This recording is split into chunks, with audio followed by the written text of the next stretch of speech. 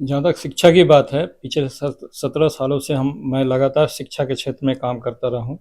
चाहे right to education की बात हो, चाहे बच्चों को स्कूल प्रबंधन से किसी समस्या का सामना करना पड़ा हो, लगातार मैं हमेशा हर मुद्दों पर लड़ता रहा हूँ। आप राइट टू एजुकेशन जो भारत सरकार ने 2009 में लागू कर दिया था, लेकिन झारखंड सरकार इस पर सोच नहीं रही थी, तो आंदोलन हम लोगों ने लगातार किया और 2011 में लागू हुआ, बच्चे लाभ ले रहे हैं। बीपीएल आय प्रमाण पत्र जो बहुत ही अहम सब्जेक्ट है, और ये केवल बच्चों के लिए ही नहीं, वैसे जो विकल सेक्शन के अभिभावक हैं, आम जनता है, जिनको हर चीज़ों में इसकी बीपीएल आय प्रमाण पत्र की ज़रूरत है। जमशेदपुर में हम लोगों ने लड़ा, 9 दिन का भूख हड़ताल करने के बाद जो है ये झारखंड सरकार ने इस लाभ को सभी जनता को समर्पित किया। तो हमें गर्व होता है कि हमने जमशेदपुर में लड़ा, पूरे झारखंड की जनता को इसका लाभ मिला। और जहाँ तक दूसरे की बात है, हम लगातार शिक्षा पर बात करते हैं, लगातार युवाओं और महिलाओं को बेहतर रोजगार की बात करते हैं। इसके लिए हम लोगों ने ड्राफ्ट भी तैयार कर लिया है।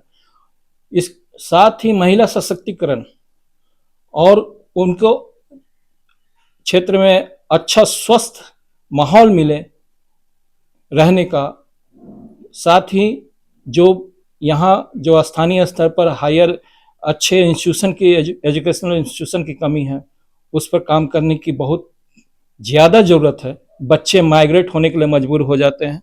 ऐसे में जो है अभिभावकों को तो आर्थिक नुकसान सहना ही पड़ता है। बच्चे भी बाहर जाके ऐसे वैसे खाना खा के बीमार होते हैं।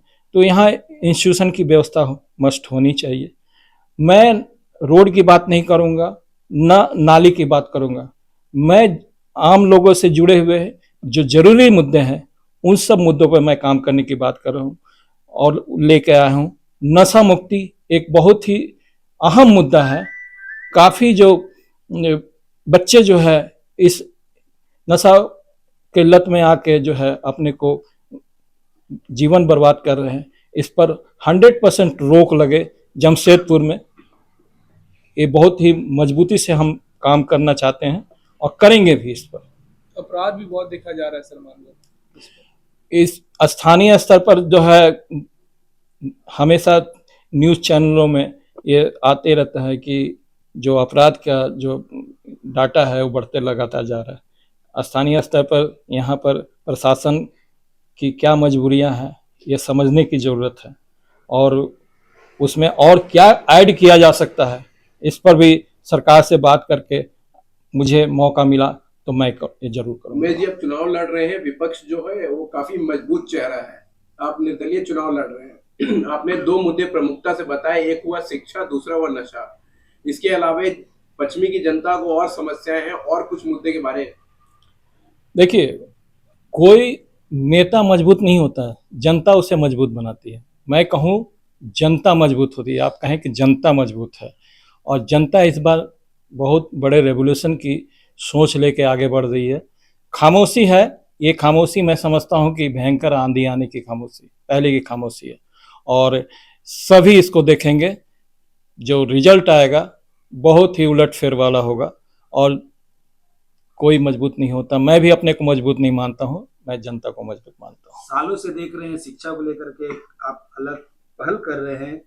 कोई भी गरीब तबके के लोग जो शिक्षा से, अगर उनके बच्चों का फीस को लेकर के हो या बच्चा को स्कूल से निकाल दिया जाता हो, किसी भी तरह शिक्षा को लेकर के, इसमें आपका ज्यादा फोकस रहता है।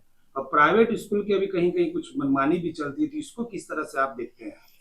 देखिए, जहाँ तक प्राइवेट स्कूल्स की बात है, मनमानियाँ उनके द्वारा होती ही हैं, क्योंकि उनका मुख्य मुद्दा शिक्षा देना नहीं है, आर्थिक लाभ कमाना है। और हम चाहते हैं कि आप लाभ भी कमाएं और बच्चों को भी उसका लाभ मिले, शिक्षा बेहतर मिले। नॉट ओनली प्राइवेट स्कूल, सरकारी स्कूलों में भी। लेकिन ये इतनी मतलब डिस्क्रिमिनेशन की भावना है सरकारी स्कूलों में और प्राइवेट स्कूलों में, कि मन जो है उद्वेलित हो जाता है ये सब देख के। तो इस पर जो है यहाँ के स्थानीय विधायक हों चाहे नेता हों, कोई काम करना नहीं चाहता है। और मुझे ये समझ में नहीं आता है कि जब शिक्षा की बात आती है तो कोई भी खुल के बोलने से क्यों कतराता है। ये बहुत बड़ा जो है सोचनीय विषय है। अगर पश्चिमी विधानसभा से आप निर्दलीय लड़ रहे हैं, अगर जनता आपको चुन कर लाती है तो सबसे पहला फोकस आपका किस चीज पे रहेगा? और अगर विधानसभा चुनाव हार जाते हैं तो आगे की रणनीति क्या होगी? नहीं, हारना जीतना जनता के फैसले पर निर्भर करेगा, जनता निर्णय करेगी। और मैं जहां आज स्टैंड कर रहा हूं, जनता के समर्थन से, यहाँ के स्थानीय अभिभावकों के समर्थन से ही मैं स्टैंड कर रहा हूं। और मुझे पूर्ण रूप से विश्वास है कि मैं जीतूंगा। हारना जीतना अलग चीज़ है, जीतूंगा तो पहला फोकस मेरा पहला ये होगा कि यहाँ पर जो युवा जो इस तरह से भटक रहे हैं, महिलाएं जो घर में इसी तरह से समय बर्बाद कर देती है, उनके लिए रोजगार की प्रॉपर व्यवस्था हो। अब छोटे छोटे एनजीओ बना के भी बहुत अच्छा किया जा सकता है और उसको बड़े स्तर पर ले जाया जा सकता है, केवल इच्छा शक्ति की कमी है और मैं इच्छा शक्ति लेके चल रहा हूँ।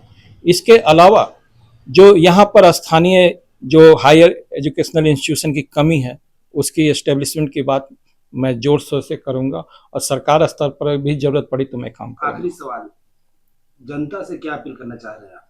जनता से मैं यही अपील करना चाह रहा हूँ कि मैं जिस तरह से पिछले 17 सालों से आपके लिए, अभिभावकों के लिए, क्योंकि जनता भी कहीं ना कहीं अभिभावक है ही, उनके भी बच्चे पढ़ते ही हैं, ऐसे में मैं सभी से आग्रह करता हूँ कि मैं चुन के आता हूँ तो मैं अभी वर्तमान मीडिया के माध्यम से जो भी बातें आपके सामने रख रहा हूँ, आप नोट कर ले कि बात को, और कल को अब आपके समर्थन से, सहयोग से मैं जीत के आता हूँ तो हर मुद्दे पर मैं काम करूंगा और कहीं भी किसी मुद्दे पर मैं पिछड़ता हुआ नजर आऊंगा तो आप सीधे हमसे क्वेश्चन करें कि आपने ये कहा था, आपने क्यों नहीं किया अभी तक।